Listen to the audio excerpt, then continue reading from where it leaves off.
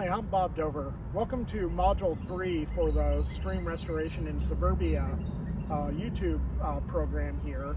And in this module, we're going to be looking at the current conditions along the stream called Elkhorn Branch in Columbia, where a stream restoration project was proposed. So we'll look at some information on some PowerPoint slides about the stream, and then we'll go on a field trip and we'll look at a few areas and see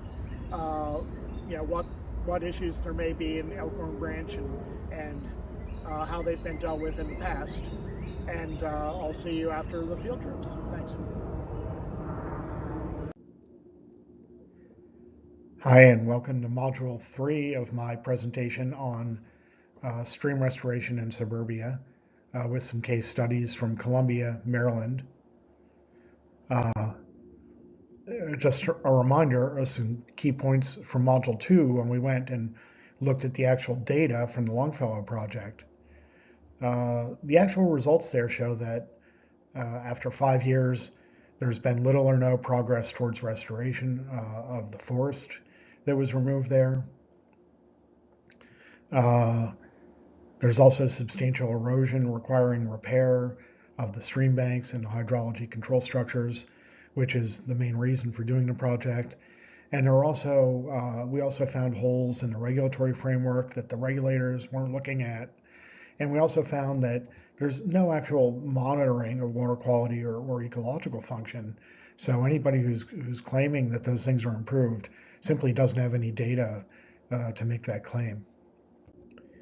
But here in Module 3, we're going to be looking at another project proposed in Columbia, which is the Elkhorn Branch project, which was proposed in 2020, and it was proposed as a wetland compensatory mitigation bank by a private developer on land owned by CA. And as I mentioned in Module 2, most stream restoration projects in Columbia and Howard County are much smaller in scale. They're on the order of a few hundred feet long, maybe 1,000, maybe 2,000 feet long for the big ones. But Longfellow was 7,000 feet long, and Elkhorn Branch was even 6 or 7 times bigger than that at 33,000 feet.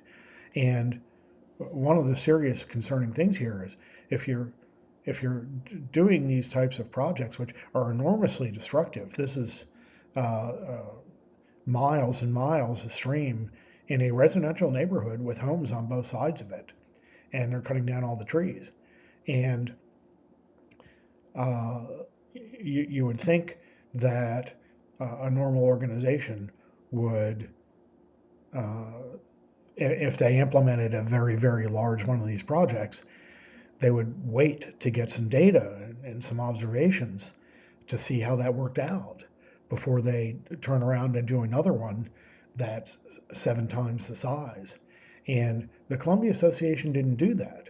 They approved the Elkhorn Branch project even before construction was complete on the Longfellow project.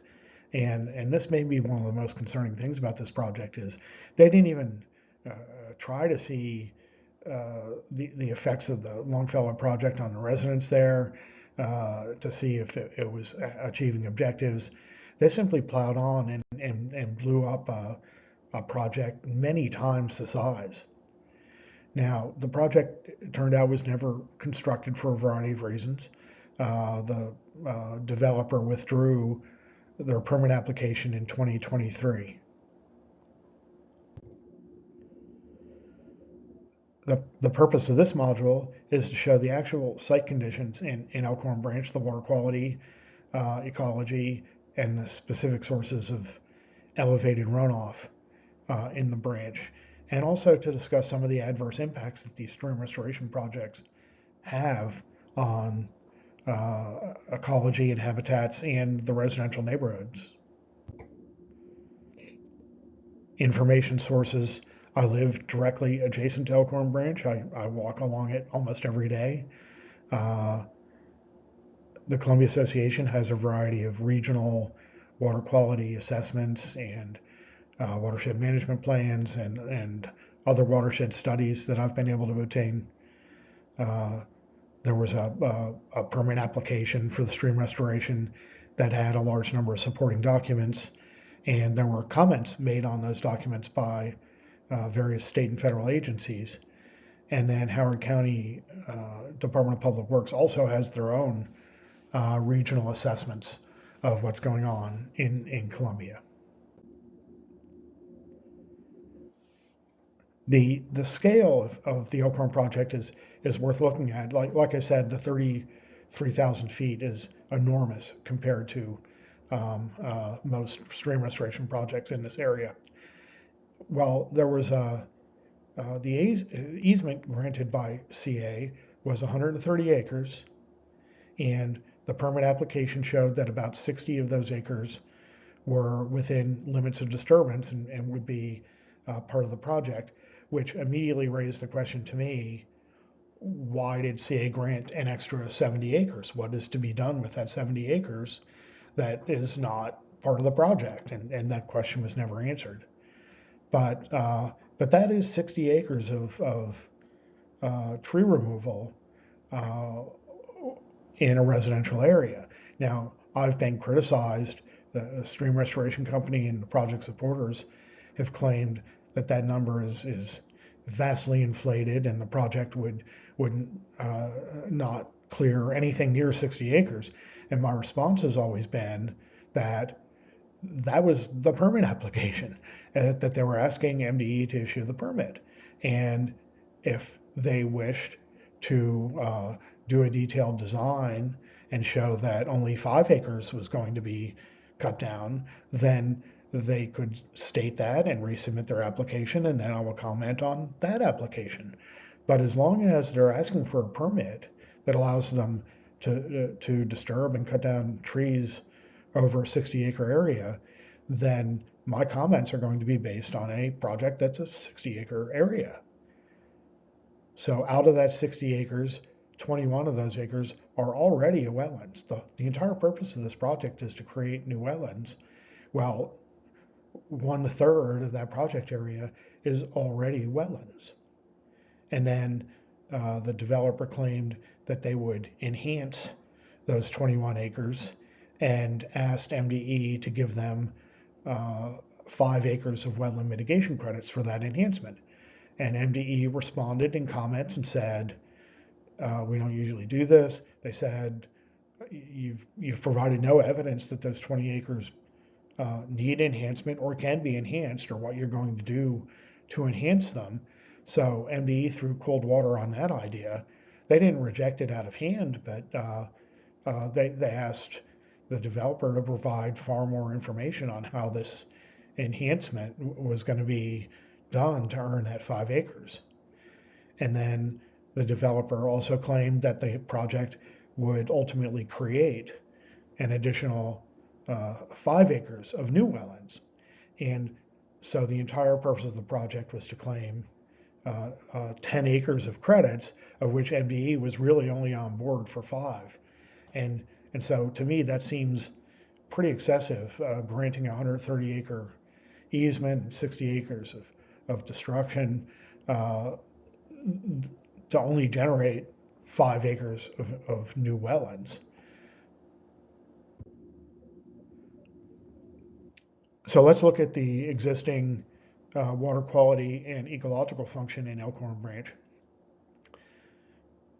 Supporters of the project point out that the watershed as a whole includes most of the locations score very poorly on various state indices of water quality and biological function and benthic index, etc.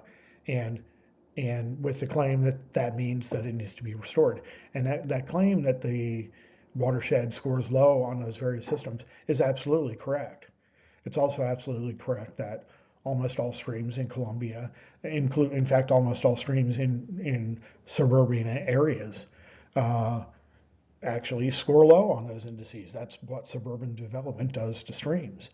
And the Howard County annual MS4 reports report for various watersheds in Columbia that have had these stream restorations done, and they show that even though these restorations were done years ago, there's been no improvement in those scores. So nobody's saying that the Elkhorn Branch is pristine and is not impacted. It's absolutely impacted. But the question is, can stream restoration do anything about it? And the data really say probably not. CA's also got reports showing that the stream has a low variety of fish species. And again, that's true. And that 2021 study uh, plainly showed that this was entirely because there is a dam at Lake Elkhorn that stops fish migrating up and down the river from the Little Patuxent River. And uh, there was no statement in that study that claimed that Elkhorn Branch has water quality impacts or habitat impacts, so those fish can't be supported. It very plainly just said the reason the species were low is because the fish can't get there to migrate. Then there was also a claim in the permit application that project in Elkhorn Branch would help reduce elevated nitrogen levels, which is a big deal in the Chesapeake Bay watershed. We know that the Chesapeake Bay is impacted by elevated nitrogen concentrations. And so every time one of these projects is proposed, the developers usually make the claim that we'll be reducing nitrogen concentrations. In Elkhorn Branch, this is an issue because CA's own documents show that Elkhorn Branch does not have elevated nitrogen in it. So how they're going to reduce the nitrogen levels is a mystery. And again, MDE noted this in their comments. With respect to the elevated runoff and erosion, uh, the claim of the project supporters is that the stream has incised channels and high eroded banks and undercut trees. And again, this is absolutely true. Uh, Much of this is natural erosion. Streams erode and migrate naturally. I've been on plenty of streams that are not in suburban areas, and they still have high eroded banks and incised channels. Now, it is also true that suburban development has probably amplified this problem in Elkhorn Branch. But the problem is you can't point to an eroded bank and say whether it's natural erosion or completely due to development. It doesn't work that way. Yet if you walk these streams with the developers, every eroded bank is a reason to do a stream restoration project, and it's just not the case. And then there's another point we learned last summer that CAA has been managing Elkhorn Branch by removing heavy wooded debris from the stream and floodplain. So when trees naturally die or branches fall into the stream or the floodplain, CA sends crews out there every year, a couple of years, and when they see that, they will drag that stuff out of the stream. And the logic they provided is that it causes the water to bank up and back up and flood out over the floodplain, which is correct. And isn't that why you want to do the stream restoration in the first place? And there's also an argument that residents walking in these areas on the paths want to see it look more tidy and more like a manicured park as opposed to a wilderness.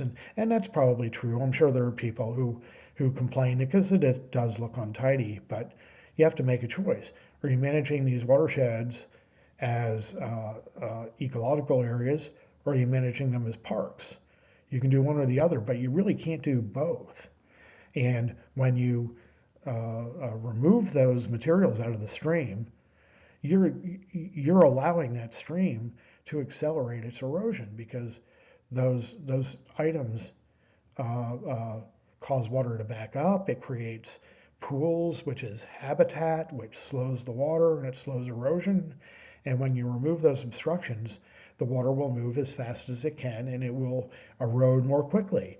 So when I see incised channels in Elkhorn Branch now, I seem to think that a large part of that is due to the fact that CA has allowed that to happen with their own practices. Now, there's also claims that all of this is due to conversion of permeable barrier areas to impermeable, and reversal of that conversion is not possible. And I've done a lot of work in this area, and I think most of the cause is not due to conversion, but to removing the mature trees that were once in the developed areas. Because those mature trees transpired large amounts of water from those areas out to the atmosphere. And when you cut down those trees, you stop that function. That water remained in the watershed, and now it has become elevated runoff. So it's true you can't go remove the houses in the commercial areas and the roads and reconvert them back to permeable areas. But over time, you can do little bits here and there. You can identify where your major sources are, and you can undertake small scale projects to improve infiltration. And that doesn't seem to be done very much. You can also restore the mature trees over time by replanting more trees. And then there's also an argument that the source of the elevated runoff is dispersed. It's what's called non-point source. And so we can't really pin it down. There's just too many of them, and they're all teeny tiny, and trying to address them one by one it would not be successful, and it just costs too much, and it's just not feasible. And my experience in Elkhorn Branch is I don't think that's true at all. I think you can absolutely walk up and down the stream and see where your major sources of elevated runoff are coming from, and large developed areas that funnel all the rainwater into a single uncontrolled storm sewer outfall. And so I think if you high graded the watershed, you wouldn't have to visit thousands of teeny tiny sources. I think you would find that the vast majority of your elevated runoff is really coming from a relatively small number of sources that can be addressed one on one. There's also been discussions about whether these stream restoration projects have adverse impacts or not. Again, I was accused, others were accused of overestimating the tree removal, and we were told it would be minimal. The canopy, we were shown maps of the developers' projects in Reston, Virginia, and told that the canopy would not be pierced. And there were several issues here. First, the permit application was required to specify areas of tree clearing, and it did not specify it. And again, so I'll comment on it when it actually meets the requirements for the checklist. Then our experience on other local projects is they absolutely do full tree removal within the limits of disturbance. And the limits of disturbance for Elkhorn showed 60 acres. And then at the suggestion of the developer that we go visit their projects in Reston, the Snake Den project, which they claimed did not eliminate the tree canopy, we obtained historical aerial photographs, and we visited the project area. And in fact, that wasn't true. The tree canopy was absolutely eliminated at Snake Den Branch. That was done in about 2008. And that area has largely regrown, which is great. But you can absolutely clearly see that for quite a while, that area had been cleared. And another issue is that the notices that went out to residents from MDE, there were no notices from Columbia Association, but from MDE claimed that the impacts would be temporary, and some individuals who support the project even went as far as to call it a short-term downside. So again, we went to Reston, and there's a project there called The Glade, and it's not far from Snake Den Branch, but there there is absolutely no recovery after more than 15 years. The canopy was removed. Uh, Mature trees that remained died anyway, and there's no coverage there today. And the same thing goes for Longfellow after 5 years. Uh, with respect to the question of whether these impacts are temporary, uh, I've worked on other Corps of Engineers documents where they define the duration of impacts. And the duration of impacts for vegetation clearing is considered to be permanent uh, because it takes so long for areas of vegetation removal to be restored. And so I think that's a failure in the NEPA documentation for these projects, where it only considers construction impacts and it calls those temporary, which is correct. Construction impacts are temporary, but it's the impacts of what's happened after construction is completed that are long-term or permanent. And then with respect to visual aesthetics and home values and recreational impacts in a community, in a residential community, uh, referring to those impacts as a downside is simply insulting to the current residents who live there.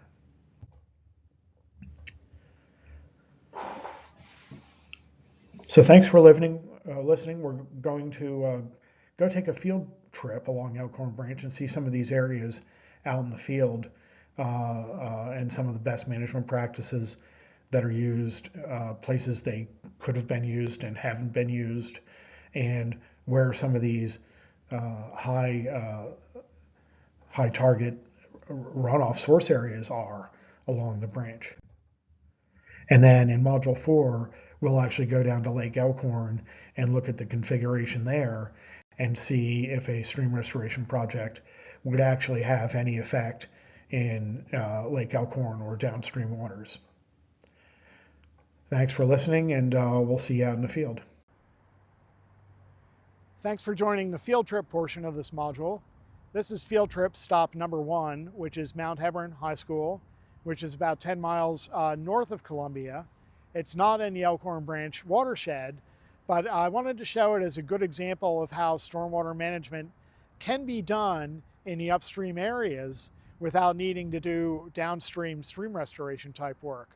So as you can see, we've got a fairly large roof area, fairly large parking lot, there's playing fields, and all of it drains this direction downhill towards a large stormwater management pond situated in between the parking lot and the roadway. And we're going to be walking down there and see how that concentrates the stormwater, not just from the high school, but from the neighborhood across the street, and discharges it more slowly into the stream. Now we've walked down to where all the water from the high school drains, and they've implemented in between the high school parking lot and the road here a large dry stormwater retention pond. And this pond actually draws stormwater not only from the high school, but also from the roadway and the neighborhood on the opposite side of the road. And then it funnels it down. It actually, gets slowed down by this rock-filled screen here called a gabion, and then released downstream, much more slowly. And the base of this pond is actually almost certainly also permeable. So as it holds this water, it also allows it to infiltrate to the groundwater, thus reducing the amount of runoff even further. So this is an example of the kinds of structures that could be done in the Elkhorn Branch watershed. And so you don't need to do stream restorations. You don't have to cut down trees to implement these things. You just need to control the stormwater in the uphill areas. Okay, we're now at field trip spot number 2. So we've been at Mount Hebron High School. Howard High School is sort of in the same situation as Mount Hebron, that there's a large parking lot and a large space between the high school itself and the road. And at Mount Hebron, we saw how they turned that into a large stormwater retention pond. But here you can see how the entire parking lot, the entire property, drains to a couple stream drains, storm drains, that even with a label that says it drains to the Patuxent River. But that actually just goes here to the other side of the road, and that is the headwaters of Elkhorn Branch. And as you can see here, where Mount Hebron High School had a large stormwater retention pond as a large BMP that captured that runoff before it was released to the stream, the same thing is not being done at Howard High School, and it could be. There's a pipeline here, there's some complications you'd have to work around, but there's also the area on the other side of the road, which is also amenable to being turned into certain BMPs, including a stormwater pond. So unfortunately, this is an opportunity missed that would be far more effective in managing the stormwater than a stream restoration project in the stream. So we've now moved down to field trip spot number 3, which is at the closer to the southern end of Elkhorn Branch, at some of these commercial areas at the southern end of Dobbin Road, where it intersects with Oakland Mills Road.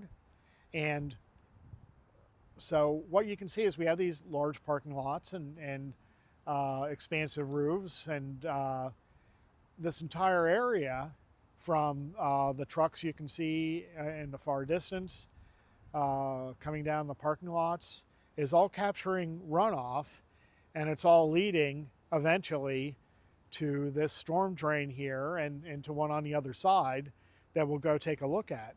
But it's basically a funnel, and it's concentrating all of that large area of runoff into what's that, about a 2.5 foot area there. And what that causes is, when you concentrate stormwater runoff into such a tiny area, you dramatically increase its velocity. So we're going to walk down and take a look at some of the other collectors for this, and then we'll walk down and see where it all comes out right at Elkhorn Branch.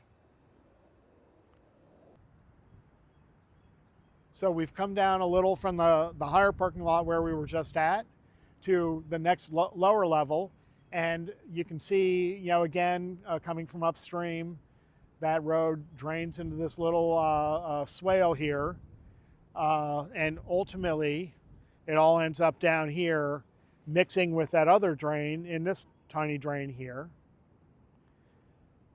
And now we're going to walk down, if you could pan over in that direction, the stream's down there in that valley. So ultimately all this stormwater is going to go down there in the Elkhorn Branch Valley, and we're going to go down there and see the erosion it causes.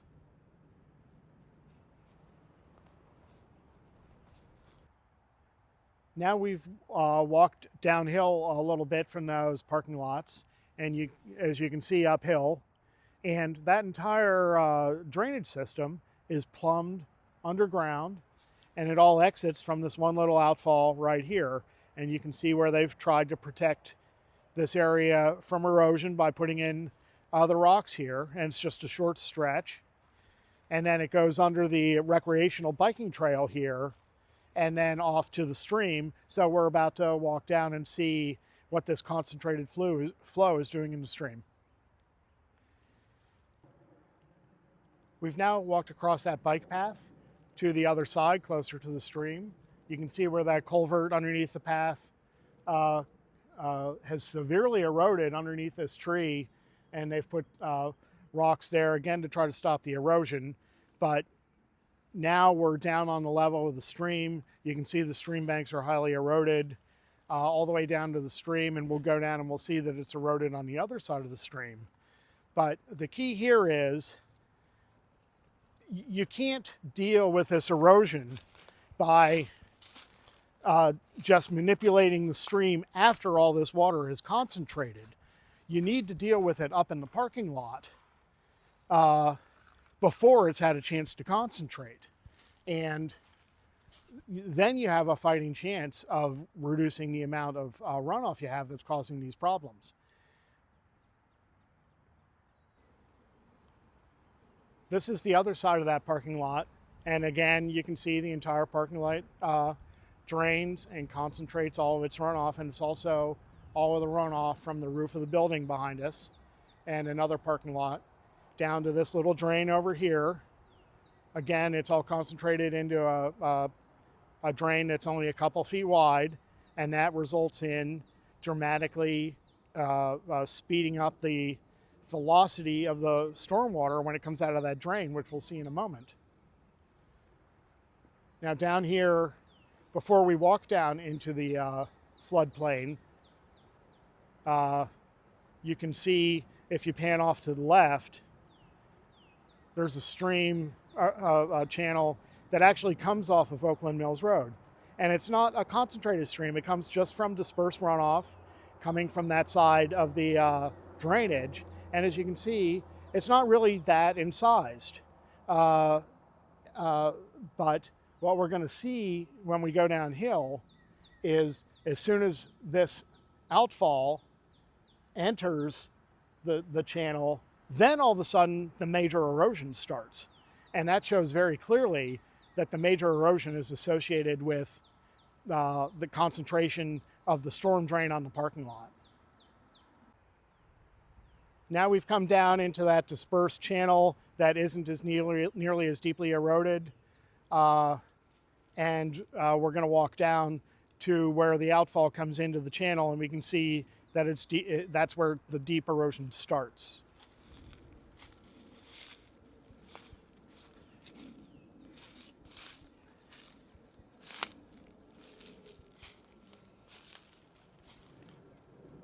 That outfall on the parking lot where we just began comes out right here, and you can see that it immediately begins this deep erosion of the stream channel, which before wasn't very deeply eroded because it was just dispersed runoff.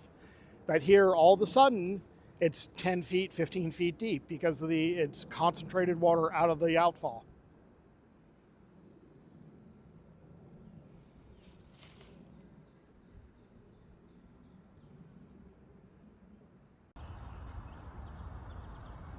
All right, so I've got an unplanned stop here that I hadn't mentioned previously, and that's because there was an event here a few weeks ago where a sewer pipe broke. And so this issue that I've talked about with these uncontrolled storm drains is directly related to that. So again, here we've got a townhouse community. It's all parking lot, it's all roofs, it's all impermeable surfaces. This entire area collects all of this runoff from a large area and eventually concentrates it down to just this one storm drain like we saw at the other sites we visited. But in this case, if we walk down closer to the creek in between the townhouses, you'll see that this storm drain exits in an outfall that's literally only about 10 feet from the sewer pipe, and it was pointed straight at the sewer pipe like a water cannon. So the issue here is not simply yet it's another uncontrolled storm drain. The issue here is this damage that's occurring from erosion to infrastructure in the creeks is directly associated with these uncontrolled outfalls. So now we're going to walk down and maybe take a look, see what we can see right at the creek.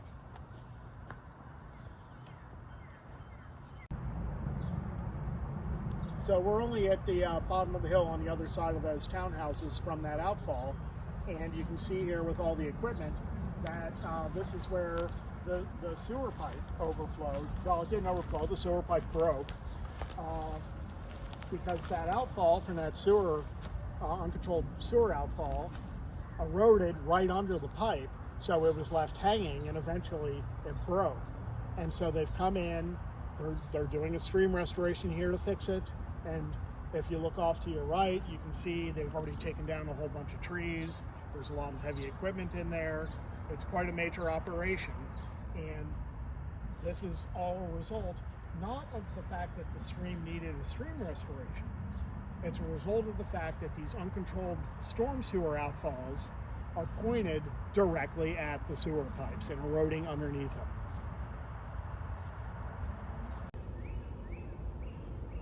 All right, well, thanks for watching the field trip videos along Elkhorn Branch of the stream for Module 3 here. And I hope to be putting up Module 4 here pretty soon, where we're going to do a field trip around Lake Elkhorn. So thanks.